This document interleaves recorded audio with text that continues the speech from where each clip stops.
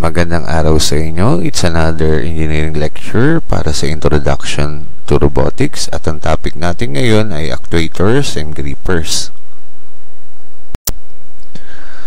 So, ano ba ang actuators? Ang actuator ay mga device na nagpapagalaw sa isang robot kasama ang mga gripper nito.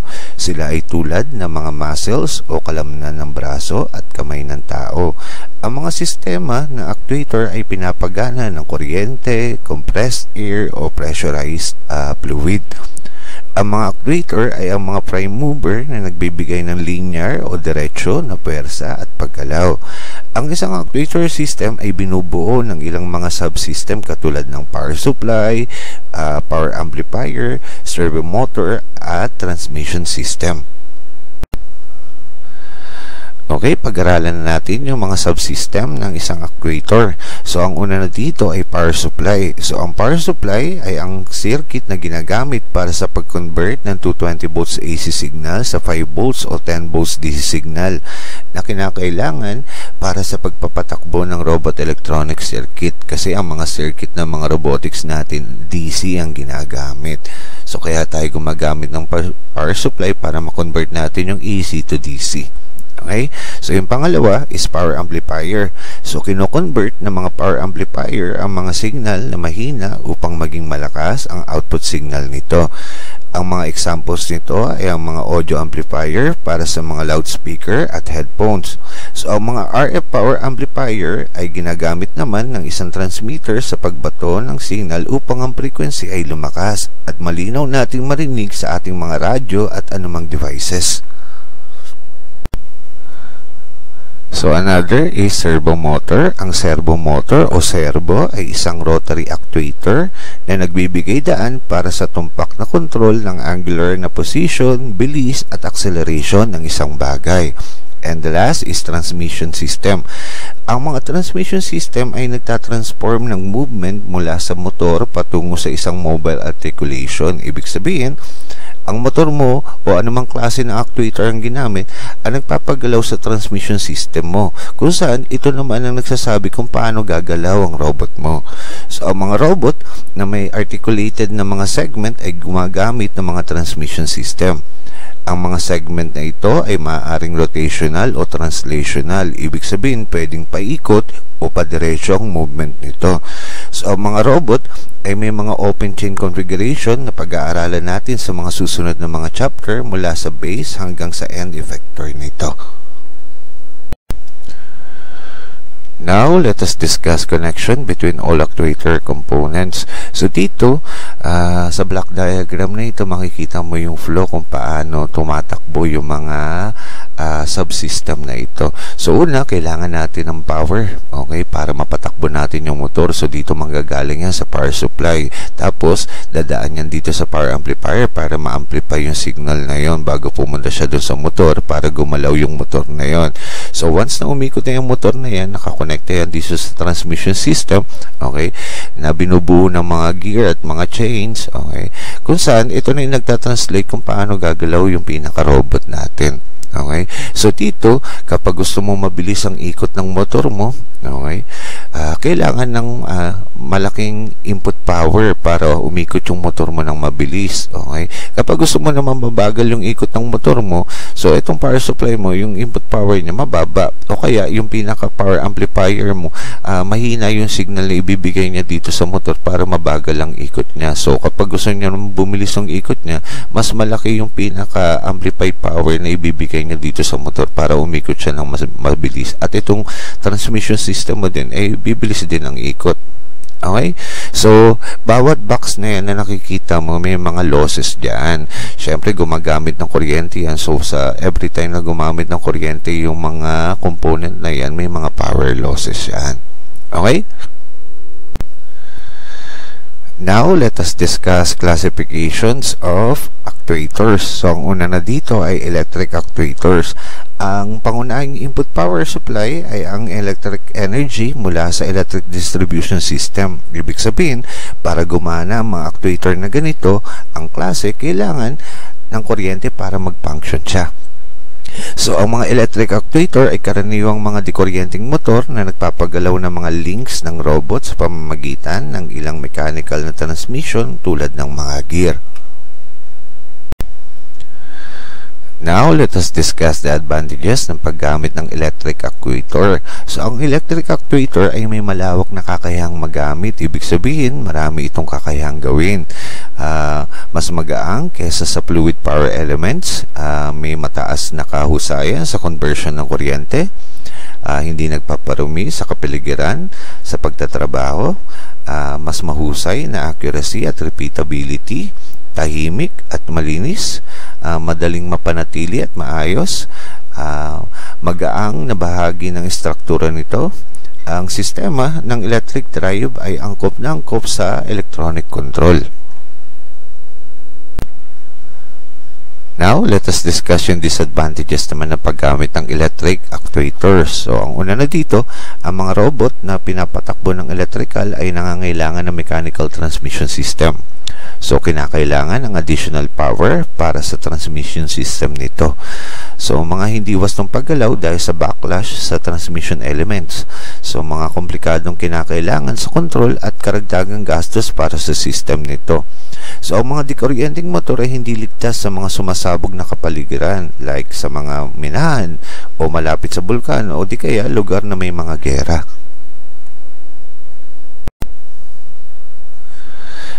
So, ang isa pang ginagamit na electric actuator ay ang stepper motor. So, ang stepper motor shaft ay umiikot in steps o paudlot-udlot ang ikot nito. Ang panloob na struktura ay nagbibigay daan para sa tumpak na angular position na walang ginagamit na mga sensor. So, kapaki-pakinabang para sa malawak na application. Now, let us discuss the three main types of stepper motor. So, ang una na dito ay yung permanent magnet stepper. So, ang mga rotor ng PM stepper motor ay gawa sa permanent magnet. Nag-interact ang mga electromagnet dito sa stator upang lumikha ng pag-ikot at torque o puwersa ng paggalaw.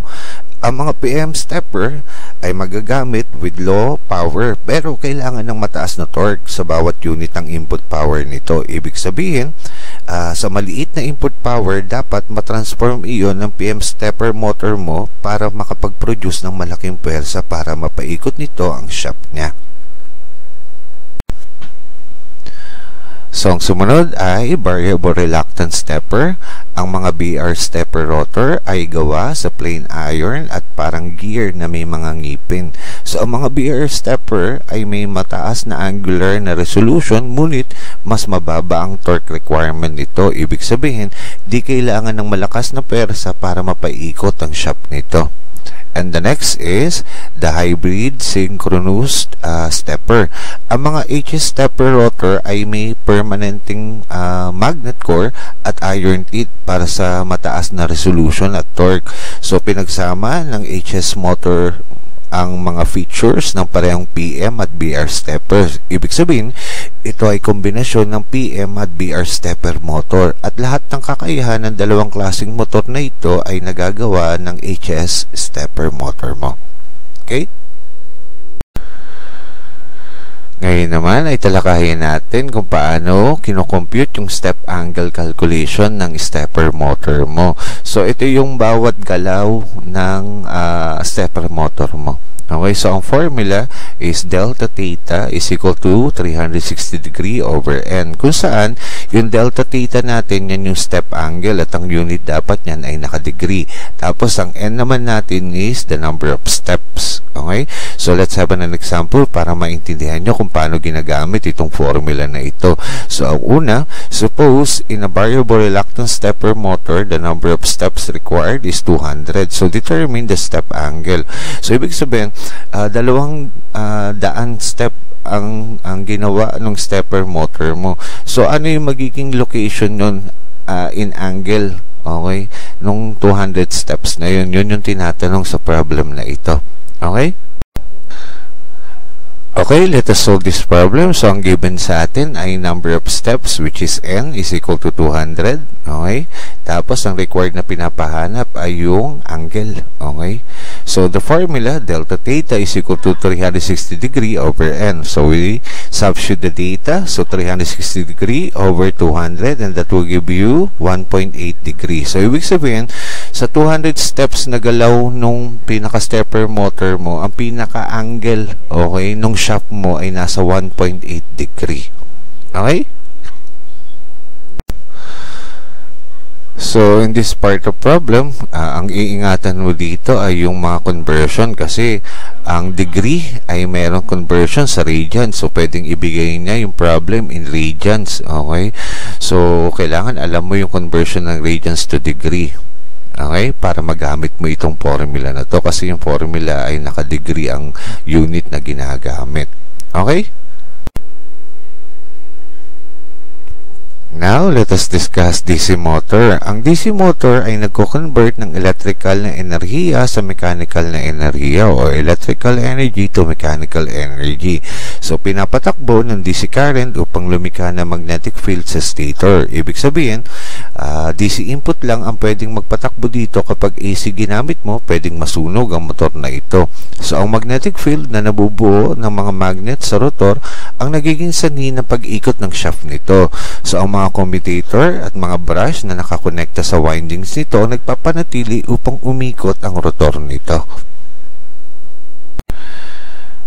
Now, let us discuss the four main types of DC motors. So, ang una na dito ay yung permanent magnet DC motor. So, ang permanent magnet motor ay gumagamit ng permanent magnet para sa field flux nito. So, nagbibigay ng mahusay na panimulang torque at accurate ang pagkontrol nito sa bilis. So, limitado ang torque at karaniwang ginagamit para sa mga application na mabababa ang horsepower. So, pangalawa ay series DC motor. Ang series DC motor ay may field wound na nagdadala ng full armature current. So, lumilikha ng malaking panimulang torque, ngunit walang regulasyon sa bilis. Hindi angkop para sa mga application ng variable speed drive. Ibig sabihin, ang mga ganitong motor di pwedeng gamitin sa mga electric fan, kasi variable ang speed ang kinakailangan ng device na yon. So, sumunod ay shunt DC motor. Ang shunt DC motor ay may field na konektado in parallel sa armature windings nito. Nag-aalok ng mahusay na regulasyon ng bilis at pinasimple ang mga control sa pag-reverse movement nito. So, kung back and forth ang movement, mainam na gamitin ang type na motor na ito. And lastly, ay compound DC motors. Ang compound DC motor ay may hiwalay na shunt field, magandang panimulang torque, ngunit maaaring may mga issue sa control sa mga application ng variable speed drive. Now, let us discuss AC motor. So, ang AC motor ay nagko-convert ng electric power to mechanical power. Same thing ng DC motor natin. Ang pinagkaiba lang nila, ang input power sa DC motor ay DC, sa AC motor naman ay AC. So, ang stator ay may coil na sinusuplayan ng alternating current. So, stationary ang stator o di gumagalaw, at ang rotor naman nito ang umiikot. Ang mga AC motor ay maaaring single o tatlong pase. So, 3-phase motors ay ginagamit para sa bulk power conversion, at single-phase AC motor naman ay ginagamit para sa maliliit na conversion ng kuryente. So, there are two main types of AC motor. So, ang una na dito ay ang synchronous motor. Ang synchronous motor, ang pag-ikot ng shaft nito ay nakadepende sa current frequency nito. Ibig sabihin, kapag malakas ang pasok o daloy ng kuryente, mabilis ang ikot. At kung mahina naman ang daloy ng kuryente, mabagal ang pag-ikot nito. So, ang mga multi-phase AC electromagnet sa stator ang lumilika ng magnetic field upang ang shaft nito ay umikot. So, sumunod ay induction motor. So, ang induction motor, single-excited ang mga motor na ito. Ang daloy ng kuryente ay dumadaloy sa winding ng stator na nagkikreate ng magnetic field upang umikot ang shaft nito. Ang flux mula sa stator ay pinuputol ng short-circuited coil sa rotor upang lumikha ng torque. Okay? So, the next is the linear actuators. Ang mga linear actuators ay ginagamit para sa on or off ng control, tulad ng mga solenoid na ginagamit sa robotics at automation. Stepper at linear actuator ang ginagamit para sa pagbuo ng paggalaw ng mga robot. Okay? Now, let us discuss motor selection calculation. So, mahalaga ito kasi kailangan natin ma-determine yung pinaka-power output ng motor na gagamitin natin para magawa ng robot yung pinaka-trabahong ipapagawa natin sa kanya. Kasi kapag hindi sapat, okay, yung pinaka-power output ng motor mo, hindi magagawa ng robot mo yung pinaka-trabaho na gustong mong ipagawa sa kanya. Kaya natin ito pinag-aaralan. So, ang formula ng power ng motor, which is P is equal to tau times ng omega. Ang tau, that is the torque, okay? At ang unit dapat nun ay naka-Newton meter.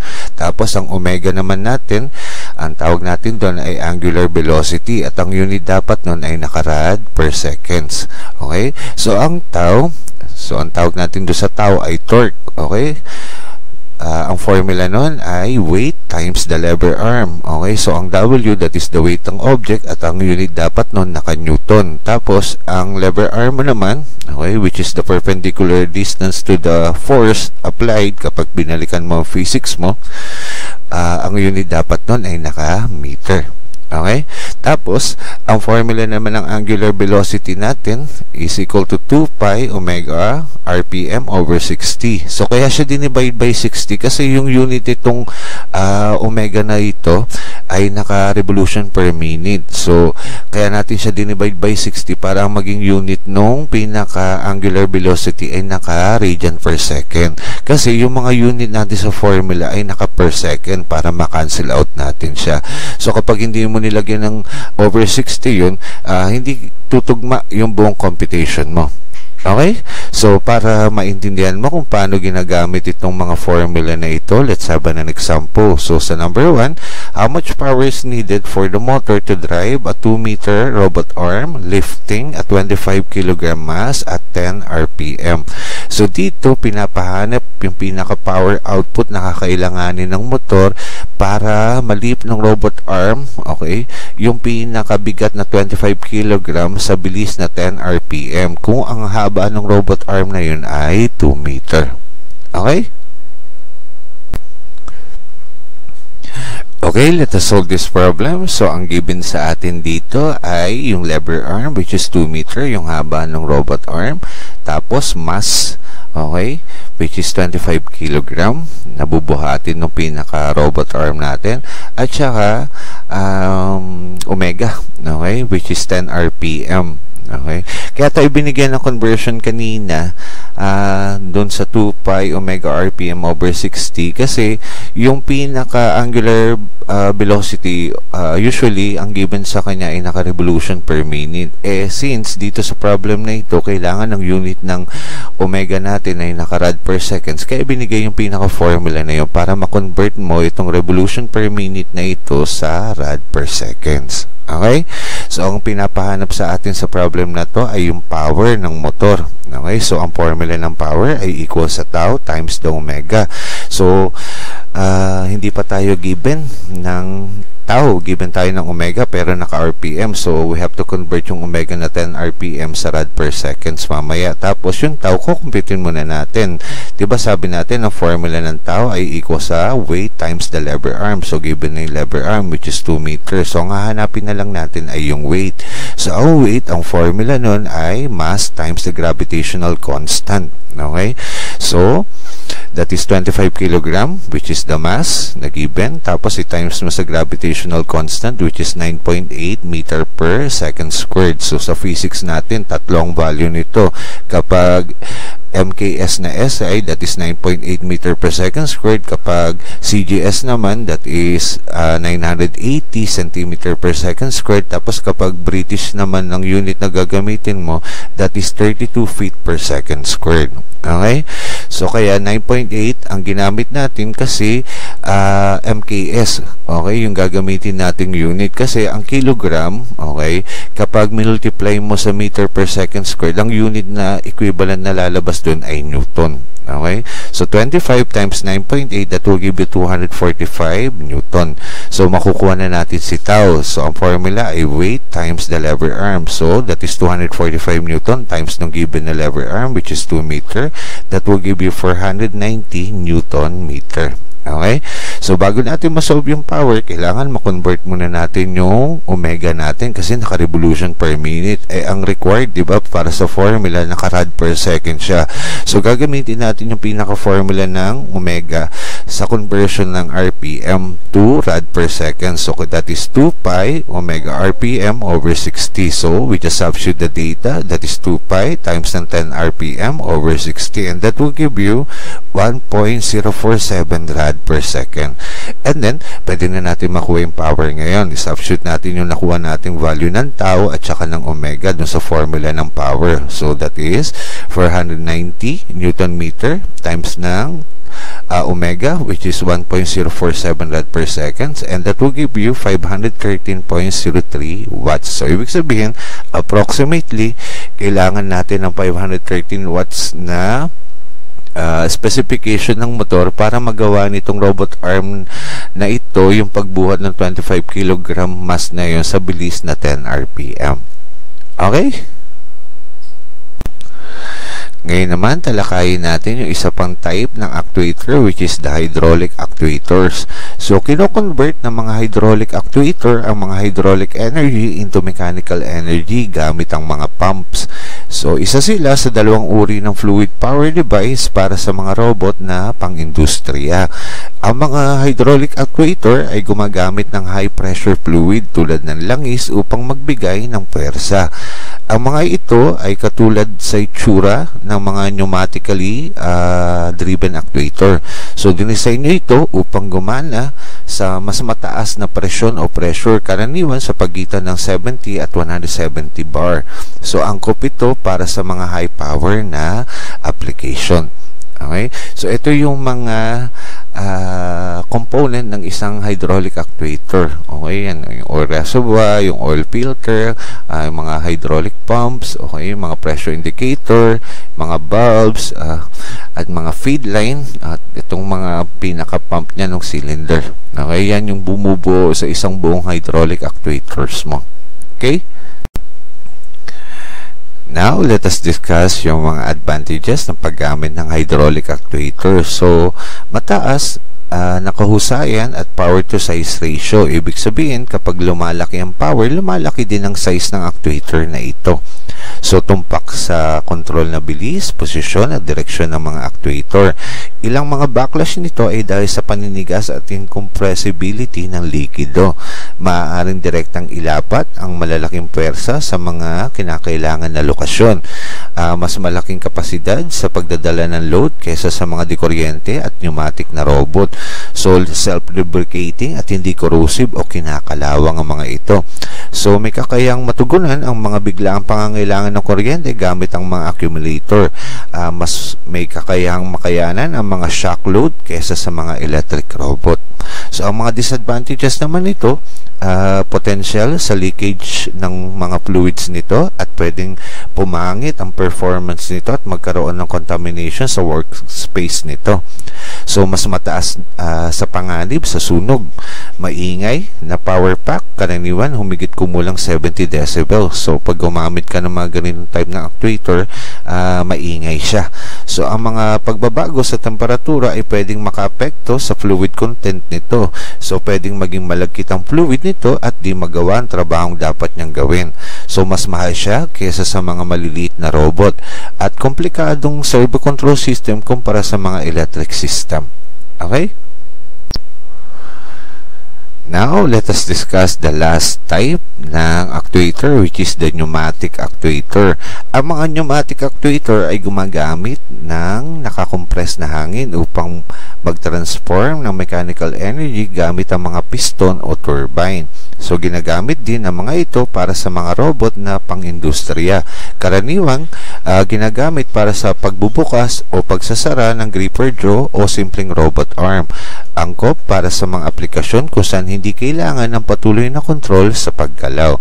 So, ito yung pinaka-example, okay, ng pneumatic actuator components, okay, para gumana yung pneumatic actuator mo. So, ito yung mga components na kakailanganin mo dyan. Okay, yan, mga electric motor, compressor unit, tank gauge, air conditioning unit, yung mga piston, okay, at saka yung mga four-way valve mo. Okay? Now, let us discuss the advantages ng paggamit ng pneumatic actuators. So, ang pneumatics ang pinakamurang type sa lahat ng actuator. Ang mga bahagi ay madaling makuha at ang mga compressed air nito ay readily available sa mga industry. Ang compressed na hangin ay maaaring maimbak at madaling maihatid sa malalayong distansya. So, malinis, explosion proof at hindi sensitibo sa mga pagbabago sa temperatura. Ang pneumatic system ay di magastos sa maintenance. Ang mga tauhan ay kadalasang pamilyar sa teknolohiyang pneumatic. Okay? Ligtas na ligtas at walang pangalib na makuryente sa mga wet condition. Ang mga system ay compact at ang control ay simple. Ang mga individual components ay madaling pagkabitin. So, ang mga disadvantages naman nito, ang pneumatics ay hindi angkop para sa mga accurate na control ng bilis at position. Ang compressibility ng hangin ay nangangailangan ng higit na pwersa upang matiyak na ang actuator ay nasa tamang posisyon kapag ito ay huminto. Ang moisture ay maaaring makapinsala sa mga bahagi kung ang mga ferrous na metal ang ginagamit o mga metals na ginagamit ay kinakalawang. Okay? Now, let us discuss grippers. So, ang mga gripper ay ginagamit upang hawakan ang mga bagay at i-load o ibaba mula sa mga makina. Ang mga gripper ay maaaring mechanical, electrical, hydraulico o pneumatic. So, maaaring hawakan ng mga gripper ang mga bagay na may mga suction cup, magnet o iba pang paraan. So, maaaring uriin ang mga gripper batay sa mekanismo ng paghawak nito. Ang mga pneumatic gripper ay gumagamit ng air compressibility para sa control. Ang mga grippers ay maaaring uriin batay sa panlabas o panloob na gripping surface nito. Now, let us discuss mechanical grippers. So, ginagamit ang mga mechanical na grippers sa robotics at automation system. Ang mga gripper ay binubuo ng mga bisagra o parallel na mga panga na maaaring magbukas at magsara. Ngayon naman ay pag-aralan natin ang gripper force analysis. So, ang gripper force analysis ay pagsusuri ng pwersa na kinakailangan ng gripper para hawakan ng isang bagay. It involves the gripper at ang mga katangian ng bagay na hahawakan nito at ang kapaligiran o workspace nito. Ang mga bagay na nakakaapekto sa pwersa ng gripper na dapat i-consider ay bigat ng bagay, laki, texture, at friction. Ang mekanismo ng gripper tulad ng hugis ng daliri, klase ng materials na gawa nito, at paraan ng actuation ay nakakaapekto rin sa pwersa. So, mahalaga itong gripper force analysis na ito kasi kailangan natin makakalkula kung gaano kalaki yung pwersang pwedeng i-apply ng gripper natin para hindi niya masira o mabasag yung mga bagay na i-grip niya o yung hahawakan niya. Okay? So, para makompute natin yung pinaka-gripper force, ang formula ng force natin ay F is equal to weight over mu N. So, ang base dyan sa symbol na yan ay mu. Okay? MU. Okay? So, ang F natin, sabi natin, that is the finger force, that ang unit dapat nun ay naka-Newton. Tapos, ang W naman natin, that is the weight ng object. Okay? At ang unit din dapat nun ay naka-Newton. Tapos, ang mu natin, that is the coefficient of friction. Okay?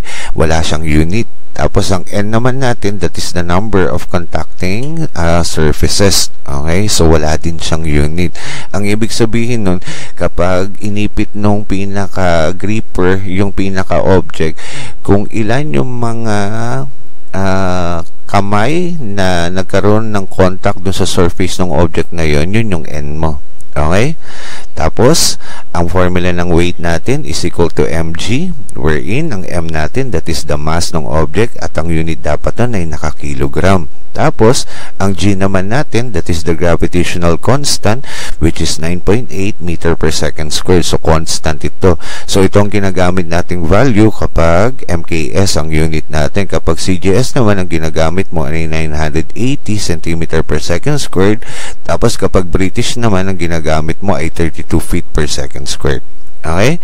So, isa pang formula ng force na napag-aralan natin sa physics, ang F ay equal sa mass times the acceleration. Okay? So, ang A natin, that is acceleration, at ang unit dapat nun ay naka-meter per second squared. Okay? So, para maintindihan nyo kung paano ginagamit itong mga formula na ito, let's have an example. So, sa problem number 1, a parallel fingered gripper shown below lifted an object with a mass of 140 kg. So, the coefficient of friction between the object and the finger surfaces is 0.2.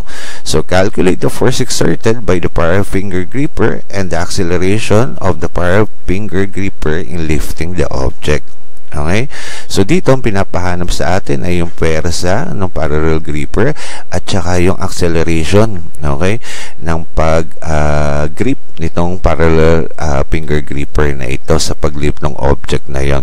So, dito, ang given sa atin ay yung mass ng object na bubuhatin ng gripper na yon, which is 140 kg. Tapos, sabi niya, yung friction between the object and the finger surfaces ay 0.2. So, ito yung mu. Okay, yan yung mu, which is 0.2. Okay, so yun lang ang given sa atin, yung mass at saka yung mu. So, pinapahanap si F at saka si A. Okay? Okay, let us solve this problem. So, ang given sa atin ay yung mass ng pinaka-object na bubuhatin ng gripper natin, which is 140 kg. Tapos, yung pinaka-coefficient ng friction, that is 0.2. Okay? So, ang pinapahanap ay si F at saka si acceleration. So, sabi natin ang formula ng F ay equal sa weight over mu n. So, kailangan muna natin makuha si weight para magamit natin itong pinaka-formula. So, ang weight ay equal sa mass times the gravitational constant. So, that is 140 kg times ng 9.8 meter per second squared. So, dapat ganyan ang unit niya. Kasi ang kilogram, pag minultiply mo sa meter per second squared, ang equivalent nun ay newton. So, ang 140, pag minultiply mo sa 9.8, ang volume lalabas sa iyo ay 1,372 Newton. So, masasolve na natin si F ngayon. So, ang formula ay weight over mu n. So, ang weight natin, that is 1,372 Newton over mu, that is 0.2. Tapos, ang n natin, that is 2. Kasi, di ba sabi natin, that is the number ng pinaka finger surfaces dun sa pinaka-object. Okay? So, ibig sabihin, dahil ito ay parallel finger, dalawa yung finger niya. So, dalawang finger niya ang nagkakaroon ng contact dun sa surface ng object. So, kaya yung n natin ay 2. So, kung pag tatlo yung kamay niya, okay, so, ang magiging n mo, magiging 3. Okay? So, that will give you 1,372 Newton over 0.4, and that will give you 3,430 Newton. Now, gagamitin natin yung pinaka-formula ng F natin, which is F is equal to MA. So, dahil A ang hinahanap natin, na magiging formula niya, A is equal to F over M. So, that is 3,430 Newton over nung mass, which is 140 kg. So, ang lalabas sa sagot sa iyo doon ay 24.5 meter per second squared. Okay? So, mahalaga sa mga problem solving ang mga unit. Kasi pag mali ang unit, mali din yung sinasaad ng pinaka-problem na sinasagutan mo. Okay?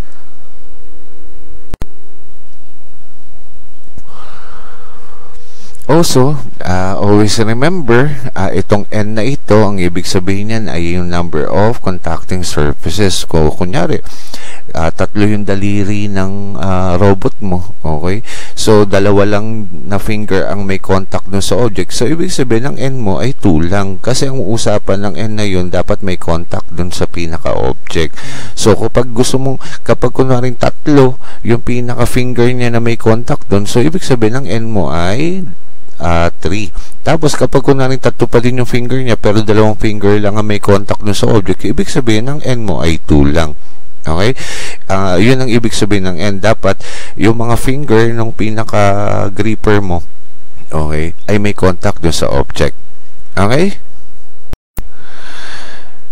Now, let us discuss the types of mechanical grippers. So, ang una na dito ay yung parallel gripper. Ang parallel grippers ay may dalawang parallel jaw na gumagalaw patungo o palayo sa isa't isa.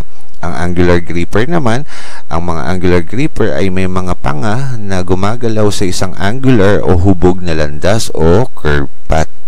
Okay? So, the next is the 3-finger gripper. Okay? So, ang mga 3-finger gripper ay may 3 daliri na gumagalaw patungo sa gitna upang hawakan ng isang bagay. Ang 2-finger gripper naman, ang mga 2-finger gripper ay may mga 2 daliri na gumagalaw patungo sa isa't isa upang hawakan ng isang bagay. Okay? Ngayon naman ay pag-aralan natin yung mga types ng mechanical grippers, mechanism, o yung mga mekanismo na nagpapagalaw dito sa mga mechanical grippers na ito. Ang una na dito ay pneumatic gripper. Ang mga pneumatic gripper ay gumagamit ng compressed air para sa paghawak ng mga bagay sa industrial na automation. So, ang sumunod ay vacuum gripper. Ang mga vacuum gripper ay gumagamit ng suction para sa paghawak sa mga flat at makinis na bagay. Sumunod naman dito ay magnetic gripper. Ang mga magnetic gripper ay gumagamit ng magnetic force para sa paghawak ng mga ferromagnetic na materyales o mga bakal na namamagnetize. The next is hydraulic gripper. So, gumagamit ang mga hydraulic gripper ng pressure ng hydraulic fluid para sa paghawak ng mga bagay at ito ay ginagamit sa mga heavy-duty na application. The next is the servo gripper. So, gumagamit ang mga servo gripper ng mga servo motor para sa tumpak na control sa paghawak ng mga bagay. And lastly, the adhesive grippers. Ang malagkit na substance ay maaaring gamitin para sa paghawak ng magaang na materyales, ngunit nawawala ng bisa sa paulit-ulit na paggamit nito. Okay? So, I guess that's it. Sana marami kayong natutunan.